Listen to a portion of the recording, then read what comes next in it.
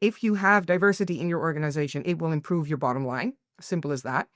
But it only works if you have a foundation of inclusion and psychological safety and all of that. So you see the backlash of, oh, we can't be, we're not hiring women anymore. We're not hiring ethnic minorities, and we're not doing that anymore.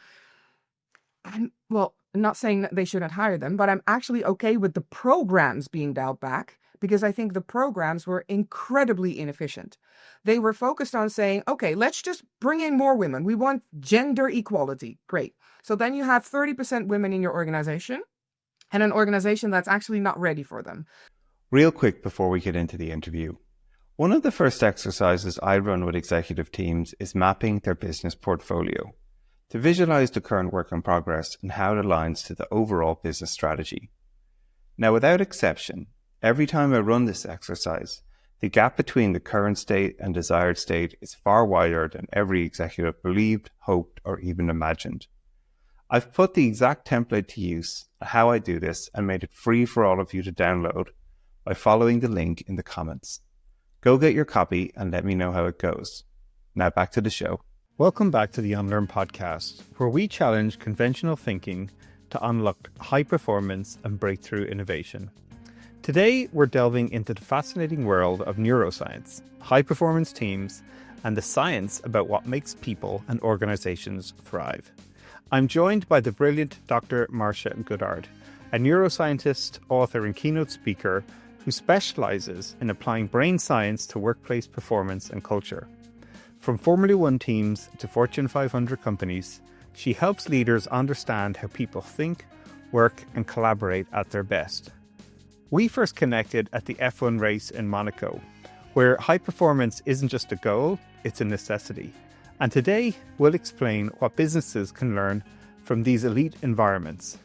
Get ready for an insightful show and a conversation about unlocking potential, breaking bad habits, and designing workplaces that fuel innovation.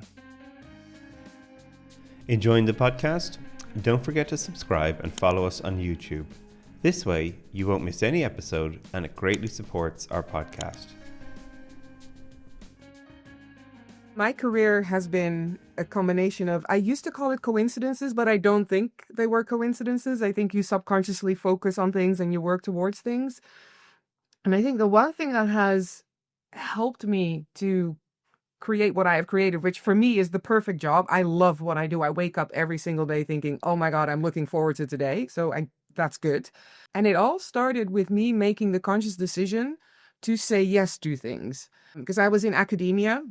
I was an assistant professor and I was deeply unhappy with what I was doing. I was deeply unhappy with the culture that I was in. I wasn't in the right place. And that happens, right? You can get stuck. And then you can start to wonder, well, what can I do? Because if you're an academic, you're taught how to be an academic and that's it. Like you're nothing else. If you want to be something else, you can't because you are an academic. And I thought, well, what if I just say yes to anybody who would like to have a cup of coffee with me? And then it so happened that someone asked me if I wanted to do a radio interview about my research.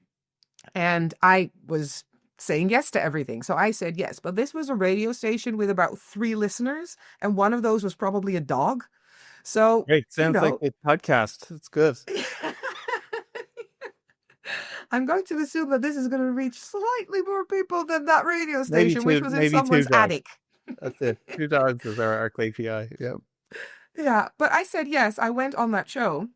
And one of those 3 people listening was someone who knew someone who was an entrepreneur. And they started talking. And then he asked, can I connect the 2 of you? And that's how I managed to jump from academia to business, because that entrepreneur was like, oh, damn, you're a neuroscientist? That's interesting. Why don't you come work in my organization? And that allowed me to jump into the corporate world and start my own business. So I think the value of building relationships and saying yes to things, and it's not easy for me because I always come across as very extroverted, but I can be quite shy in new environments. So it was a barrier that I had to sort of take, but I haven't regretted it since. And every single step that I've been able to make with my business and in my career, I can probably lead back to a conversation that I had with somebody. To hear people like yourself who've accomplished so much, just also remind others, like that one, you do get nervous. One, there's everybody has sort of these limiting, whether they're beliefs or notions in their head at time, and everyone has to practice sort of getting through them. I've certainly experienced tons of that in my own career. Like it's funny. I also do, when I meet new people. I'm not someone who inherently can just walk up to people and start talking to them. It's quite awkward for me personally. But I do know the benefit of when I can push myself through those types of things. It actually becomes a great way to meet new people. It's obviously how you and I met, right? It was, we were in a newer environment with 70 different people. And, to be fair, the person who would organize the event had created such a great environment. It did, it lowered the barrier for, as you say, like feeling like totally at odds, reaching out to, and saying hi to people. But yeah, it was still awkward, right? For me anyway. And yeah, so many great things came out of those experiences too for me as well. I think it's worth pushing those boundaries if you're more introverted to. And I mean, I say this, I don't always practice what I preach because my blanket rule is if I don't speak at a conference, I'm not going, because those network things at conferences, like you say, the person who organized this Monaco event that we went to is great at bringing people together. And there was Formula One, which for me is always a reason to go. But when it's like these huge industry conferences and people just go there to network, I have a lot of respect for people who are good at that, who will just walk up to someone and be like, hey, what do you do? Because that scares the crap out of me. Yeah, right on. Yeah, same to me. I need a very specific like reason why I'm going to ask somebody a question. It's quite funny. So the thing what you have excelled at obviously is helping teams get better. As you say, you studied in neuroscience, you understand both, if you will, the anatomy about how people operate, but also the mindset that goes with it. And for many people, I guess, I think neuroscience seems to be becoming one of the most popular things at the moment, right? From people like yourself, the Huberman Lab obviously is exploding in terms of a podcast, and people really digging into understanding, what makes people tick. So, for somebody like yourself, who obviously spent a huge amount of time both in academia and the professional world in that domain, what was something you had to unlearn about neuroscience, maybe, that sort of surprised you as you got into the field and started to use that as a skill to help people improve? I think there are two answers to that question. The first is, my favorite quote is, if the brain were so simple that we could understand it, we would be so simple that we couldn't. Um, That's a it good one. perfectly describes neuroscience. Yeah, I like that. That's good. I honestly, I don't remember who said it. It wasn't me. I found it somewhere, That's but all I right. think it We'll find perfectly it. We'll describes. find the quote. Don't worry. Yeah, Yeah, yeah. it's great It though. describes neuroscience because there's more that we don't know about the brain than that we do know. So that's one thing that as I started studying it, I learned more about how much we don't know and how we have to be careful in labeling things and categorizing things and saying this is the way it is, which I think is inherent in science. But then on the other hand, what I had to unlearn, and that is almost contradictory to what I just said. As an academic, I was taught to label and to put things in boxes and to categorize things. This is the truth. This is not the truth. This is science and this is just opinion. And when I transferred, especially when I transferred into the corporate world, especially when I started dealing with people more and less with, MRI scans, I realized that people cannot be put in boxes. There are layers to people. And we tend to think about things in terms of good and bad or black and white, but everything is gray. And those gray areas, I think those are the most fascinating areas. But we have to be careful about the judgments and the decisions that we make and the opinions that we form. And I think transferring from academia to the corporate world has taught me to be less judgmental. I guess that's the best way to put it. To be less judgmental and to understand that people are the product of their environment. There's gene-environment interactions. So it's not, the brain doesn't decide who we are and what we do. It's the combination of how the brain develops and how you interact with the world around you. And I think that is so important to understand. That's sort of fascinating, actually, to think a little bit about that. Like, in many ways, so much of the business world is about creating, 2 by 2 matrices where, you're happy and run fast, or you're sad and run slow. And everybody wants to be in the top quadrant. But, like there is this language that we develop to understand complex things, right? And tools and methods that are, as you say, simplifications of reality. And when I know, I'm sure when you're working with people, and especially people in high performance domains like Formula One and so forth, you have to find ways to communicate some of these ideas to them. So understanding that your first quote, which is amazing, I love that idea. What are some of the ways then you can start to help people, understand, if you will, their makeup, the way that they're operating, maybe just becoming aware of themselves? What are some of the techniques then you start to use to help people understand, if you will, a model of themselves? It's a good question. And I think for me, especially when I do, because we do lots of things, but when I do individual coaching, I think this is what that's related to. It's really, I have the most success when I get people to just take a step back, take some time, especially in high performance environments like F1, but also in the corporate world. We tend to think that there's no time. Everything has to happen now. We have to make the decision now. And getting people to realize that taking a step back and taking 5 seconds before you respond can lead to a completely different response, especially when there's emotion involved. So when we talk about high stake interactions, high stakes decision making, a lot of us, as much as we think we're rational human beings, we follow our emotions a lot. And it's kind of like a battle between our amygdala, which is at the heart of our limbic system, and it's part of the older part of the brain. And it's influenced by emotion. So it influences emotional decision making. And that's the part of the brain that wants to respond immediately, the fastest. So if you hear something and you're in a tense interaction and you immediately respond, it's going to come from that amygdala, and it's going to be heavily influenced by your emotions. So what I spend a lot of time on with people in those environments is just to teach them, take 5 seconds. That's it. Take 5 seconds before you respond.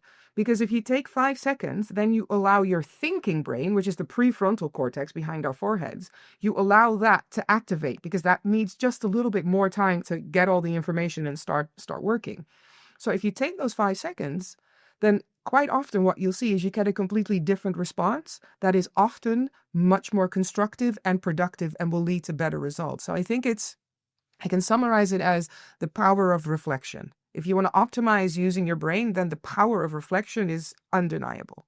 It's a great little tip for people. Like, I am definitely someone who is often driven by their emotions. And just that, as you're describing what you were saying, I was instantly thinking of a couple of different situations I've been in where the ability to pause and just, like, when I feel the emotional trigger, to go, okay, hang on, like, let's process this a bit and not respond, how much more better outcomes I've often ended up with.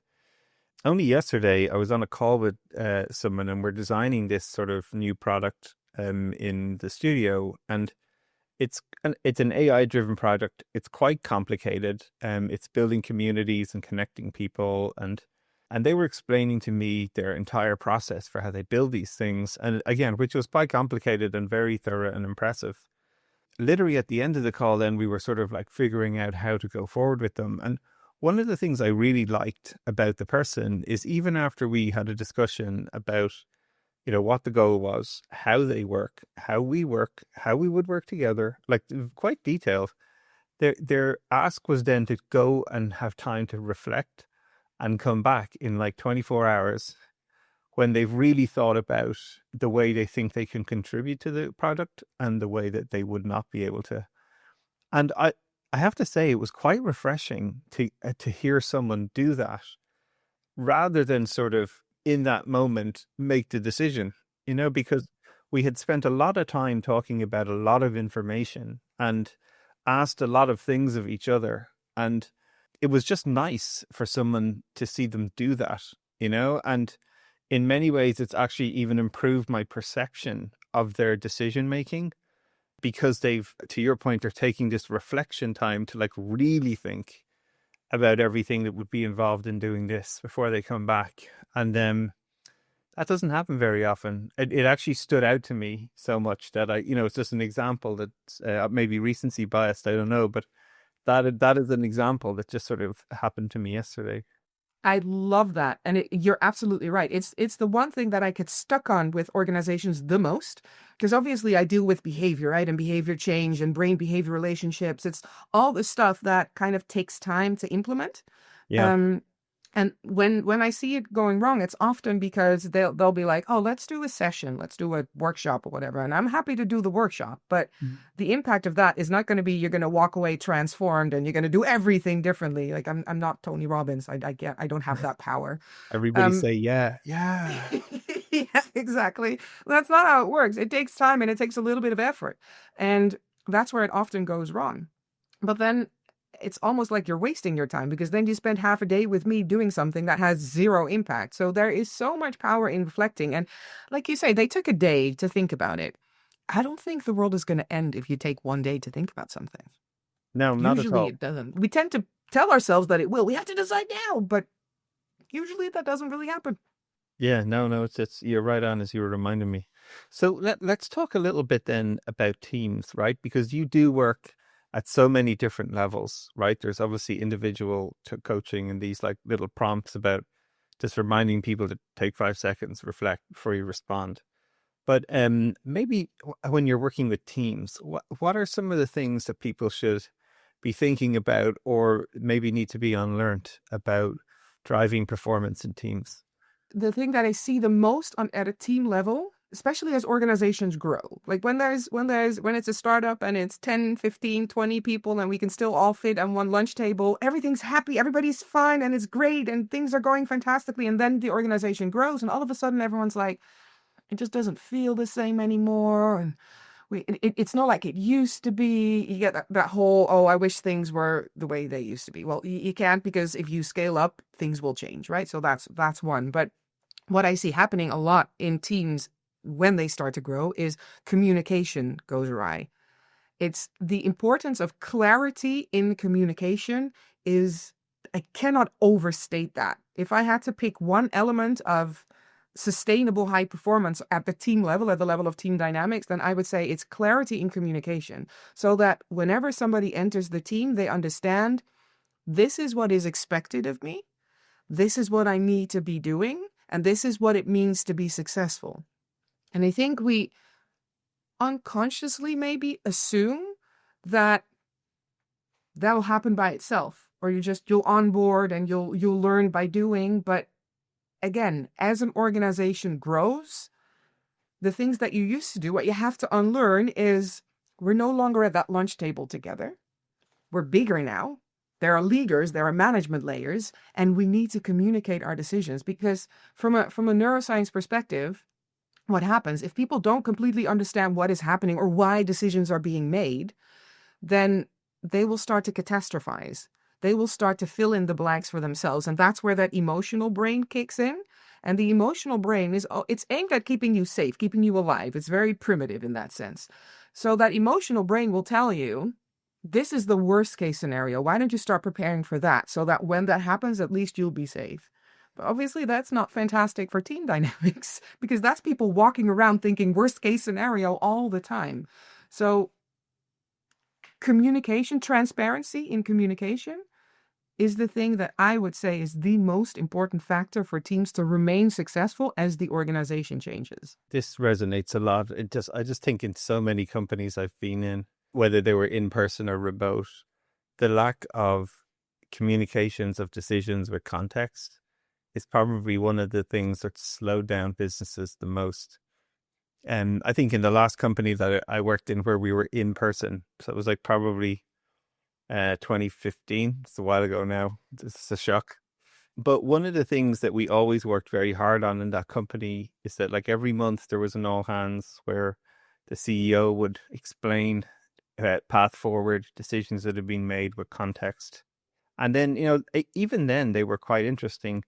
They were experimenting with doing like social media type updates as well at the time. So they would make these little short videos, maybe even 2 or 3 minutes long, that would just explain, maybe on a bi-weekly basis, a couple of the main things that are happening in the business and how it might affect people. At the time, I was just maybe I was ignorant because I'd been there for a while, but it was that when I talked to other people about how updates happen, they thought that was kind of strange, because they didn't have things like that. And even now, when we're in Nobody Studios, we've a globally sort of distributed team. I think we have people in like 14 countries, different time zones. We're really all over the map, and what I notice, whether it's with our teams, our investors, or the people we're working with, is when there are lags in communication, as you said, the negativity fills the blank, right? It's this sort of, especially in startups, because it's high risk, high likelihood of failure, high likelihood of fill in the blank with something that's not good, so again, if you will, the antidote every time is that when we get into a good cadence of the communication of what we're doing, decisions that are being made, we actually then get more of the momentum where people are like, oh, I can help with that. Oh, you're struggling with, finding a data engineer for one of your companies. I know two guys, like these sorts of natural momentum, additional behaviors happen when we don't have good communication and frequency. Then people just sit there and go, oh, I haven't heard from them in a month. It must be about to blow up, whatever the thing is, And so it's funny to hear, even from a philosophical and also a actual physical point of view, like that's how we respond to those moments, I guess. Absolutely. And I think it's important that you mentioned the remote element. 2015, you were ahead of the curve there because No, I everything just that you're started working describing at is what, home. Yeah, yeah, it they're was kind of struggling with funny. that now. I didn't intentionally say I'm going to be a remote business, but I just started working for myself, and thereby definition was working from home, So Yeah. I didn't really have an office to go to where my team was Yeah. all over the place. But Yeah. yeah, But I think for remote organizations, and let's make one thing really clear. I do not support full-time at the office. I know that that is a huge discussion right now. I don't think that is going to work. The world has changed too much. People don't operate that way anymore. But I think for a remote organization or hybrid or whatever, any organization that has people working from home a number of days per week, this becomes more important. So any element of culture and high performance is always important, but if you're not together all the time, it becomes more important because what you're missing is the informal communication. It's not there anymore. People are not together anymore. The water cooler conversations that they always talk about, those don't happen anymore. And that means that you need more formal communication. You need to intentionally bring people together so that everybody understands what is going on. Because otherwise, not only do our brains have a tendency to catastrophize when they don't have all the information, now you're also by yourself at home, which is a wonderful environment to make things 10 times yeah. worse, to tell yourself all these things, and there's nobody there to tell you otherwise. One of the traps I fell into, actually, when I was working remotely, is I got so into this mode, as you were describing earlier, of I'm too busy, I'm too time poor. At this stage now, I was I had my own business a number of years. We had just had a small family. I had a small number of work hours, if you would, that were like, I could say, these are my, peak work hours. Maybe there were 6 hours a day. I actually started saying, well, I can't risk doing things like going for lunch and meeting someone or going to like out of my workspace. I had to be on these sort of remote calls all the time or whatever they were. And one of the things that really dawned on me of about 3 or 4 months into it is I started to like feel lonely and I started to like be, agitated. And it was only by talking to one of my good friends. She's based in London. I was chatting to her and she goes, you just sound lonely. And I was like, holy hell, like that's it. That's what's wrong with me, and I had over optimized to this sort of everything had to be these work time was so precious that I could only invest in either doing activities that were work related rather than spending with people, going to a meetup, going to an event, whatever it was. And it's funny, like that was one of these big ahas that really sort of turned around my perspective, if you will, about when you were over indexing for, working remotely on your own in your own home, well, whatever. Like that was just another huge aha for me, actually. There's a neuroscience element there as well, why you felt lonely.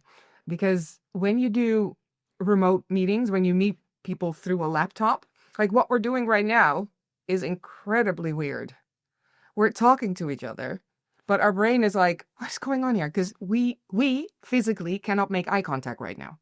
Yeah, Because if yeah, I want to look you in the eye, I have to look at my camera, like which I'm doing now, straight into the camera.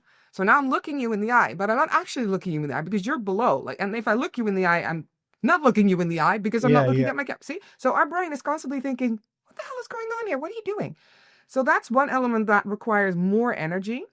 And then there's also studies that show that connecting remotely with people is more difficult. So when we meet in person, when you're with around actual physical people, brain waves start to synchronize. Like you get all sorts of stuff happening in your brain that don't happen when you are remote. And that measurably impacts well-being and things like that. So that loneliness has sort of a neuroscience element to it as well that is perfectly explainable from the fact of being remote. So yes, I'm in favor of remote work, but please be around actual people with legs every once in a while as well. yeah. No, it's fascinating. All right, so like looking forward, then, right? So for you, as an industry, these notions around what creates sort of great teams, high performance organizations, there's always a lot of debate in the world, whether it's remote work, whether it's programs, training programs, diversity, equity programs, like they're sort of under attack, especially in North America at the moment, where you have these like swathes of these programs being shut down. So, tell us a little bit about, your thinking there and maybe something the industry needs to unlearn or adapt from maybe what it has been doing. They need to unlearn the idea that ticking boxes is enough to have an impact. And they need to unlearn that DEI is the right thing to do. It's not the right thing to do, it's the smart thing to do. So this whole DEI backlash, I actually welcome it. So my area of expertise is high performance, and DEI is a large part of that because it is very clear from a research perspective, from a neuroscience perspective, that if you have diversity in your organization, it will improve your bottom line. Simple as that. But it only works if you have a foundation of inclusion and psychological safety and all of that. So you see the backlash of, oh, we can't be, we're not hiring women anymore. We're not hiring ethnic minorities, and we're not doing that anymore. I'm not saying that they shouldn't hire them, but I'm actually okay with the programs being dialed back because I think the programs were incredibly inefficient. They were Yeah. focused on saying, okay, let's just bring in more women. We want gender equality. Great. So then you have 30% women in your organization and an organization that's actually not ready for them. So then obviously you're setting them up to fail. You bring these people in, you're setting them up to fail, they will fail. And that's a reason to then say, see, that whole diversity thing, it's not really working. We should not do that anymore. So I think that the fact that these programs are being canceled because I have all sorts of opinions about that, about the reasoning behind that. But I think when I look at it objectively, now is the opportunity for people to unlearn that whole thinking of, oh, we're just helping these poor underrepresented groups find their space in the world. No, it's not about that. It's about bringing in talent and then creating an environment for them to thrive, to perform.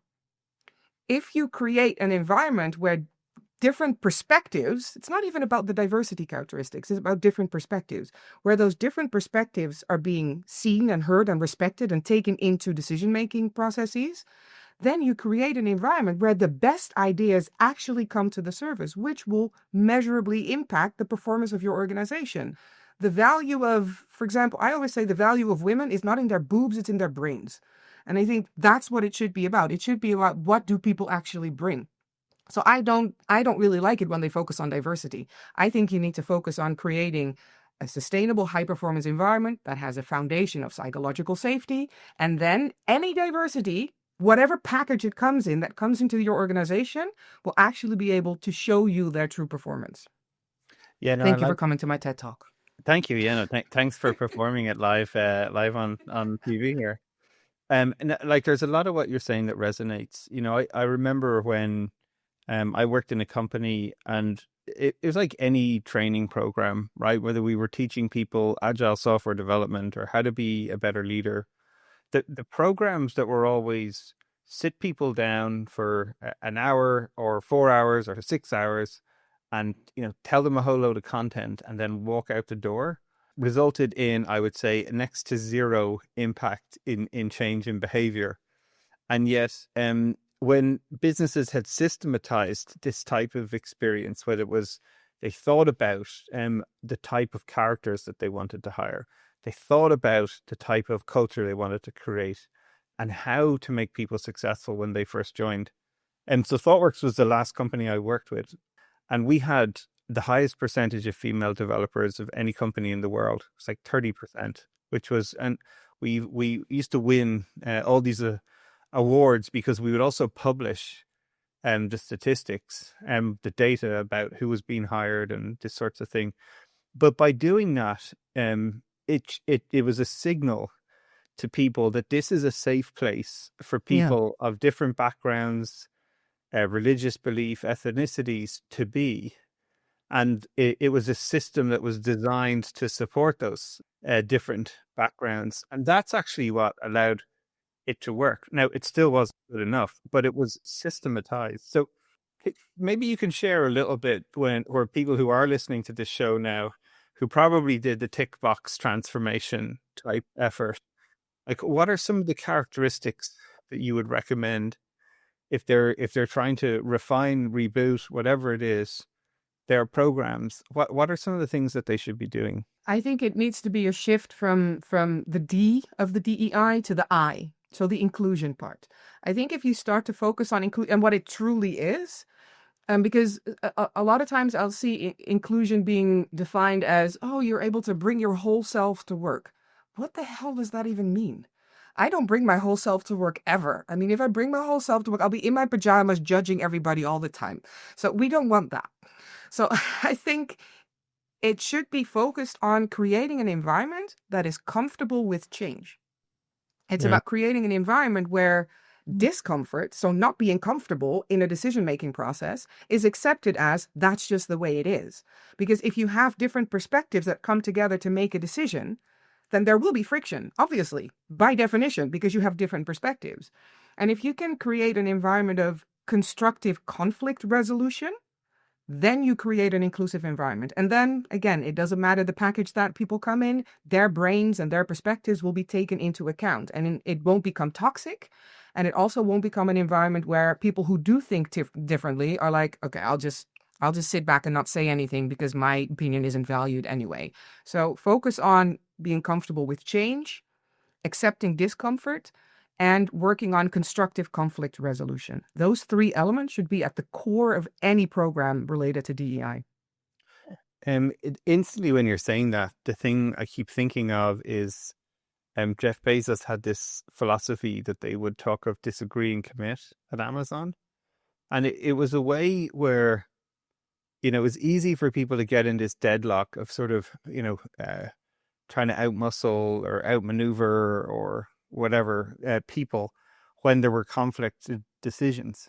But one of the things they had is he would try and push this to say, well, let's just agree to disagree on this, but let's commit to like testing a path. And if that path is true, excellent. If it's not true, excellent. What's our next best idea? And I think that was actually something that was really sort of encouraged, actually, when I think about it in ThoughtWorks, is it was sort of fair game to debate the ideas, and people would like fiercely debate their point of view. But the moment it went personal, there was like, people would actively step in and sort of red card, if you will, the sort of, if you will, aggressor in that situation. Yeah.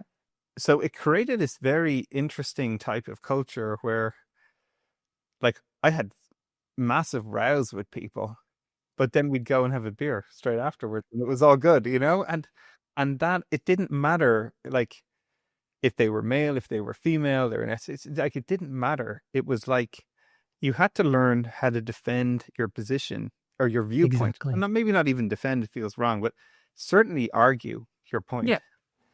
And that creates safety in a weird way. It does. And I think what you're describing, so when people were stepping in and saying, hold on, now it's getting personal, we don't want this, that will be my definition of allyship. Allyship is another one of those tainted terms that is thrown around left, right, and center. I think allyship is you should be an ally to inclusion. I don't fully, completely understand what it means, for example, to be an ally for women or an ally for people. I don't understand fully what that means, even though I'm a woman of color, and I don't completely get it. But I think you want to be an ally to an inclusive environment so that regardless of who is saying what, when you feel like the unspoken rules that you have around inclusion are broken, that's where you step in, you say, hold on, that's not where we're going to go. And then exactly what you're describing. You can have really tense, heated discussions, but nobody will ever say, oh, I need to feel safe there. Because the conflict is constructive. Sometimes I miss it in terms of, look, don't get me wrong, it wasn't perfect. There was lots of things where we maybe over or under indexed on different parts of how the company functioned. But that was definitely one of the unique characteristics of the culture that sort of excited me. So looking forward yourself then, right? You've sort of alluded to this situation where we are in, if you will, a reboot potential moment for this idea of creating inclusive teams. More importantly, performant teams. What are some of the things you're most excited about as you look out over the next sort of 5 to 10 years about how performance is going to evolve, and especially with the advent of neuroscience? Yeah. Well, obviously, I hope more neuroscience in business. I think it truly helps to understand your brain. I'm not biased at all, Barry. I'm just, of course not. No. Completely objective opinion. Definitely more of that. I struggle to say 5 or 10 years ahead because I've kind of stopped doing that. And I think what I'm excited about is that kind of like that we don't really know where it's going to go. Obviously I have hopes of where I hope things will go in a positive direction, and we'll focus more on the importance of sort of the brain behavior relationships and how our environments impact our behavior and the other way around. But I find it very difficult to predict. Just looking at my own career, if 5 years ago, if you would have told me this is where I'd be, I would be like, nah, you're crazy. That ain't happening. So let's just say in general, for the future of the world and the future of the working world, I do hope that people will start to understand that what they call the softer side of working, which is culture and things like that, are actually the determining factor, the factor that will make you stand out. If you're already good, you're already performing well, if you want to stand out, it's not so much in processes and procedures and things like that. It is going to be in the dynamics of your team and the decision-making of your leaders and what we call the softer side of business. So I hope that spotlight will continue to grow. I have seen an uptick in attention to that, and I hope that continues going because I truly believe that can have a huge impact on well-being of people, but then also subsequently on the performance of organizations. Sounds amazing. Well, look, it's been great to have you on the show. Have a quick chat about all these various things from individual, team, and organizational performance.